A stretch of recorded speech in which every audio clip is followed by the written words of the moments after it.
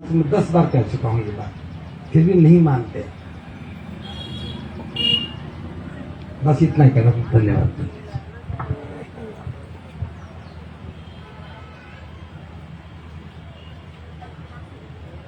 अभी आजाद बौद्ध कहाँ है? आजाद बौद्ध आइए अपना विचार रखें।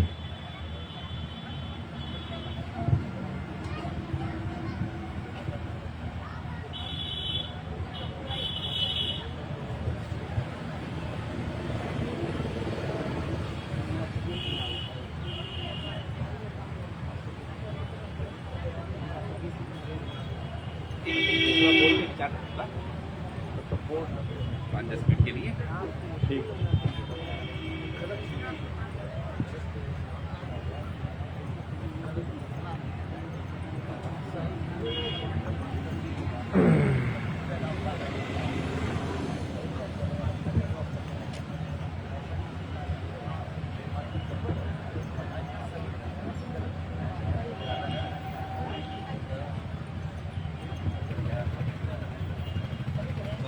कपड़ा है कोई पोछने वाला? ये मार्कर पेन और एक कपड़ा कहाँ है? ज्ञानती, इसको साफ करने वाला कपड़ा और वो देखो तो मार्कर।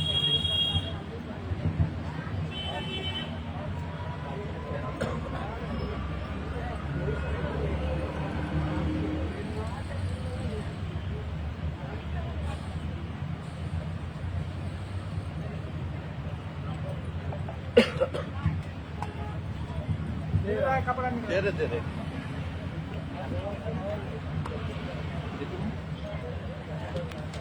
ठीक है।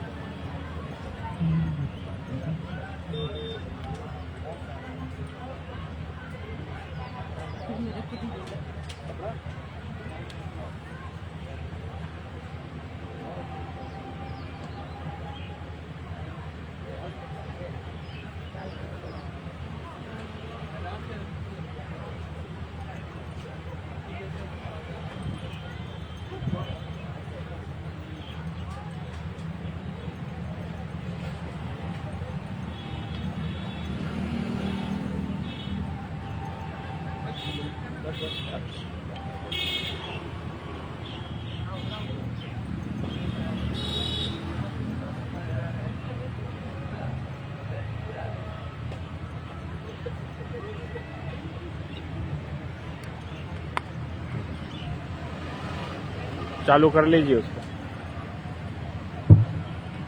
आप सभी को सादर जय भीम, नमो बुद्धाय। भिक्षु को प्रणामी। बहुजन समाज में जन्मे हुए सभी महामानवों को मैं अभिवादन करता हूं, नमन करता हूं। एक्चुअली में ये जो ब्लैक बोर्ड और चाक का जो सिस्टम था वो माननीय काशीराम साहब ने शुरू किया था। तो अभी ये ब्लैक बोर्ड तो नहीं है, व्हाइट बोर्ड है और ब्लैक मार्कर है। तो अभी वो जो कैडर कैंप की जो शुरुआत काशीराम साहब ने की थी तो वो विलुप्त तो होती जा रही हैं, तो उसको जिंदा रखना भी जरूरी है। इसीलिए हम 1 घंटे का, 2 घंटे का, 1 दिन का, 2 दिन का, 3 दिन का हम कैडर कैंप लेते हैं ताकि वो जो सिस्टम काशीराम साहब ने चालू किया था वो जिंदा रहे। तो हम कुछ यहाँ पर थोड़ा सा खास करके जो धर्म उपासक उपासिका बैठे हुए हैं उनको बताएंगे, क्योंकि भिक्षु तो बात सब जानते ही हैं। तो मेरी बात खास करके जो धर्म उपासक उपासिका हैं वो सुने तो वो थोड़ा करीब आ जाएं, पास में आ जाएं, ताकि ध्यानपूर्वक आप समझ सके।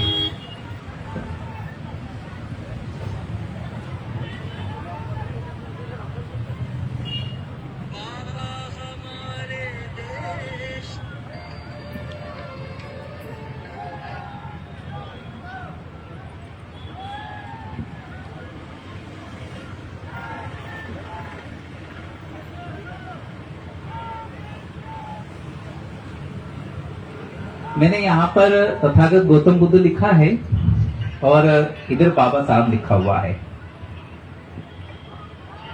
तो तथागत गौतम बुद्ध और बाबा साहब में बहुत सारी समानताएं थी।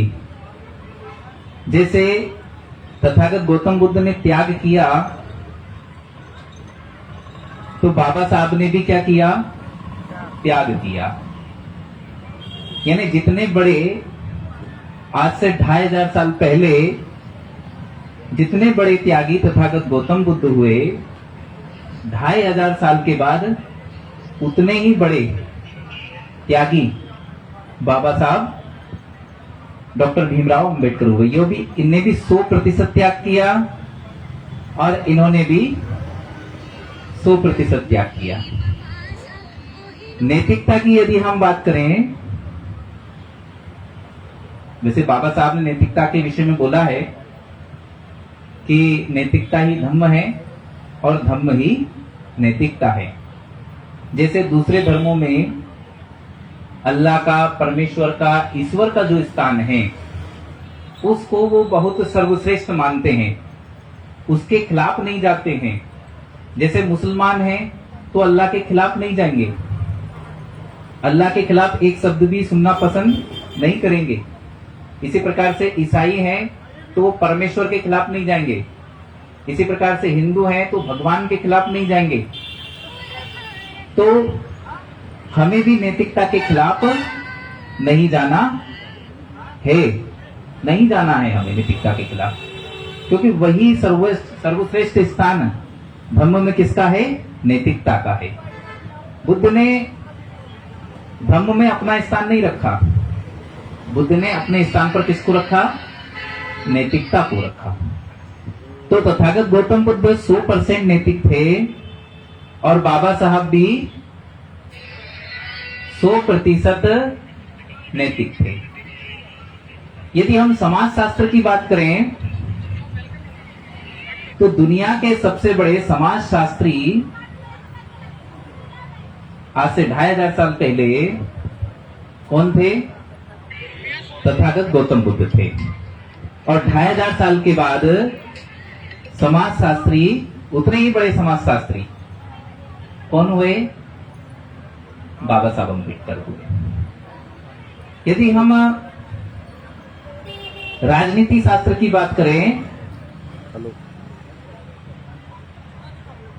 हेलो, तो आज से 2500 साल पहले जितने बड़े राजनीतिज्ञ तथागत गौतम बुद्ध थे, उतने ही बड़े राजनीतिज्ञ बाबा साहब भी थे।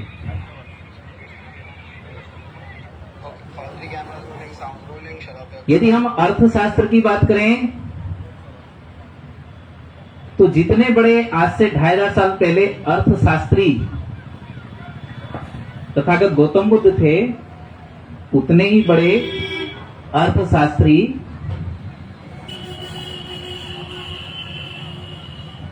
बाबा साहब अंबेडकर हुए।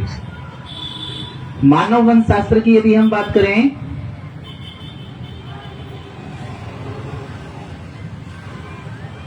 तो जितने बड़े 2500 साल पहले मानव वंश शास्त्री तथागत गौतम बुद्ध थे, उतने ही बड़े मानव वंश शास्त्री बाबा साहब हुए। दुनिया के सबसे बड़े विद्वान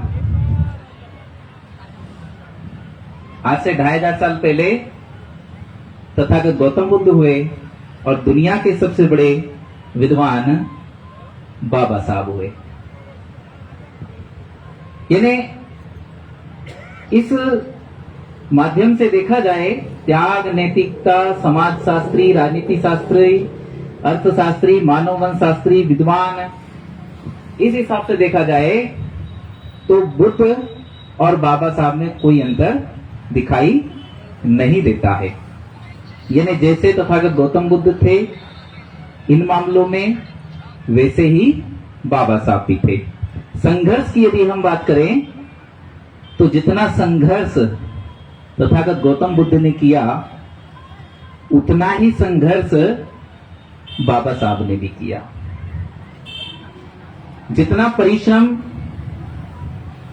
तथागत गौतम बुद्ध ने किया उतना ही परिश्रम बाबा साहब ने भी किया। तो हम ये कह सकते हैं कि आज से 2500 साल पहले जो तथागत गौतम बुद्ध ने कहा वही बाबा साहब ने कहा, और जो बाबा साहब ने कहा वही तथागत गौतम बुद्ध ने कहा। तो ये तो हुई बात समानता की कि बाबा साहब और बुद्ध में क्या क्या समानताएं हैं। तो हम लोगों को बाबा साहब और बुद्ध को इस हिसाब से देखना चाहिए। लेकिन हम लोग क्या करते हैं, हम लोग ये करते हैं कि बाबा साहब अलग हैं और बुद्ध अलग हैं। तो हम इस नजरिए से नहीं देखते हैं, हम दूसरे नजरिए से उनको देखते हैं। तो हमें यदि देखना ही है तो इस नजरिए से देखना चाहिए। अब तथागत गौतम बुद्ध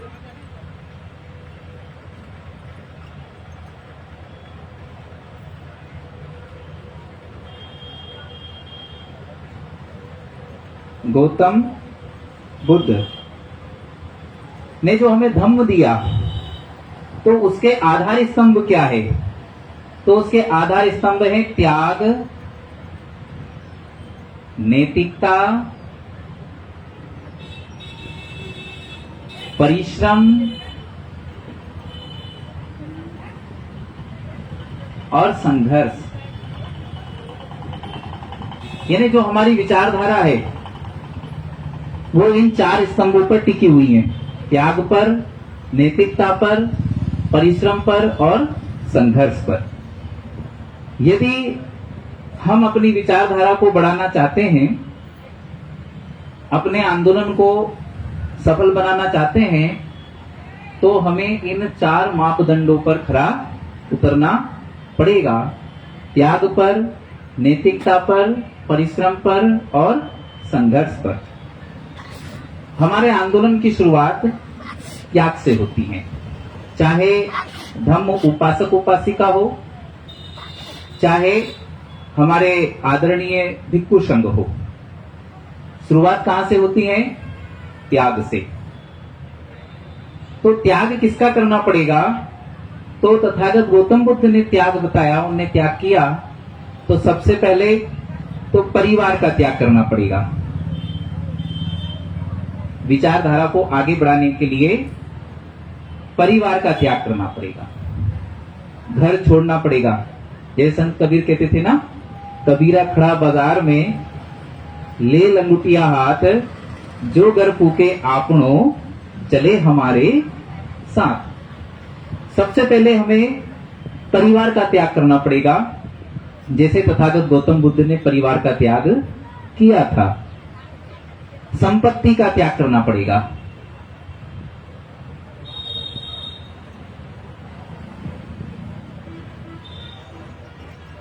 तथागत गौतम बुद्ध ने संपत्ति भी निर्धारित की थी, 8 संपत्ति निर्धारित की थी, अपने लिए भी और भिक्षु संघ के लिए भी। 3 चीवर, 1 भिक्का पात्र, 1 पानी छानने का कपड़ा, 1 उस्तरा और 1 संघाटी और सुई धागा। इस प्रकार से 8 संपत्ति उन्होंने रखी। तो संपत्ति का भी त्याग करना पड़ेगा, भोजन का भी त्याग करना पड़ेगा। जैसे ना, विकाल भोजना वेरमणि सिक्खा पदं समादियामि, तो भोजन का भी त्याग करना पड़ेगा। नच गीत वादत मंडन विभूषण ठाना वेरमणि सिक्का पदं समादियामि, नाचना गाना। जैसे भी आदरणीय भंते जी ने बोला था, करुणाशील राहुल भंते जी ने, कि भिक्षुओं को गाना नहीं गाना चाहिए। तो भोजन का भी त्याग करना पड़ेगा, गीत संगीत का भी त्याग करना पड़ेगा,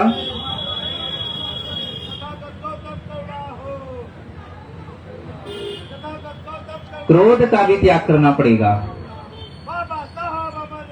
क्रोध का त्याग किया तथागत गौतम बुद्ध ने। आसक्ति का त्याग करना पड़ेगा,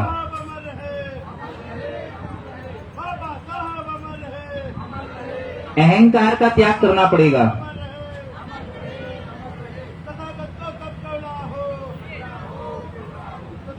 अहंकार होता है ना, मैं का एक अहंकार होता है। मेरा नाम नहीं आया, मुझे मंच पे नहीं बुलाया, मैंने नाम लिख के दिया था पर मेरा नाम नहीं बोला, अब मैं नहीं आता। ऐसा होता है? ऐसा होता है कि नहीं होता? नेता लोग करते हैं ऐसा। किसी का नाम नहीं आया, बैनर में नहीं आया, फोटो नहीं आया, गुस्सा हो जाता है, मेरा नाम क्यों नहीं आया? मैं इतना काम करता हूं, मैंने सब कुछ घर बार छोड़ा है, मुझे मंच पे बुलाना चाहिए, मेरा नाम आना चाहिए। तो ये एक महत्वाकांक्षा भी होती है।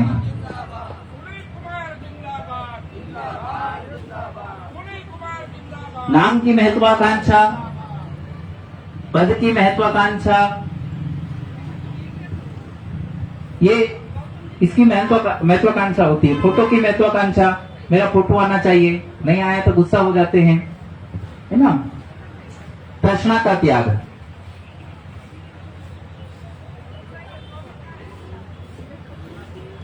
स्वाद का त्याग। तथागत गौतम बुद्ध ने ये त्याग किए थे, स्वाद का त्याग भी किया था।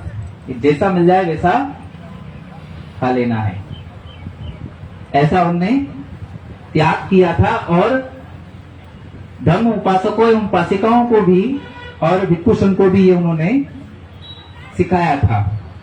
तो इस प्रकार के त्याग जब तक हम नहीं करेंगे तब तक हम में नैतिकता नहीं आ सकती, और जब तक हम नैतिक नहीं होंगे तब तक हम परिश्रम की परिभाषा नहीं समझ सकेंगे, और जब हम परिश्रम की परिभाषा नहीं समझ पाएंगे तो हम संघर्ष भी नहीं कर पाएंगे, और यदि हम संघर्ष करेंगे भी तो हम सफल नहीं होंगे। तो अब नैतिकता क्या कहती है? तो नैतिकता यानी बुद्ध के स्थान पर किसको रखना है? हमें नैतिकता को रखना है। जितना हम बुद्ध को आदर्श मानते हैं, जितना हम बुद्ध का सम्मान करते हैं, जितना हम बुद्ध में श्रद्धा रखते हैं, उतनी श्रद्धा हमें नैतिकता में रखनी है। नैतिकता मतलब ईमानदारी, नैतिकता मतलब भाईचारा, नैतिकता मतलब समानता, स्वतंत्रता, बंधुत्व और न्याय। समानता, स्वतंत्रता, बंधुत्व और न्याय, ये इसके मापदंड है। समानता, स्वतंत्रता, बंधुत्व और न्याय। तो जब तक हम समानता स्थापित नहीं करेंगे, जब तक हम स्वतंत्रता स्थापित नहीं करेंगे, जब तक हम बंधुत्व स्थापित नहीं करेंगे, मैत्री स्थापित नहीं करेंगे, जब तक हम अपने अंदर के मन मुटाव को दूर नहीं करेंगे। हमारे अंदर एक दूसरे के प्रति मन मुटाव रहता है, कोई आगे बढ़ जाता है, कोई ज्यादा काम करता है तो उसके प्रति हम क्या करने लगते हैं? द्वेष पालने लगते हैं, घृणा पालने लगते हैं, नफरत करते हैं। तो जब तक हम ऐसा करते रहेंगे तब तक हम सफल होने वाले नहीं हैं। हमारे अंदर करुणा होनी चाहिए, मैत्री होनी चाहिए, प्रज्ञा होनी चाहिए, शील होने चाहिए, तभी हम नैतिक बनेंगे। परिश्रम की भी यदि हम बात करें तो तथागत गौतम बुद्ध 45 साल तक,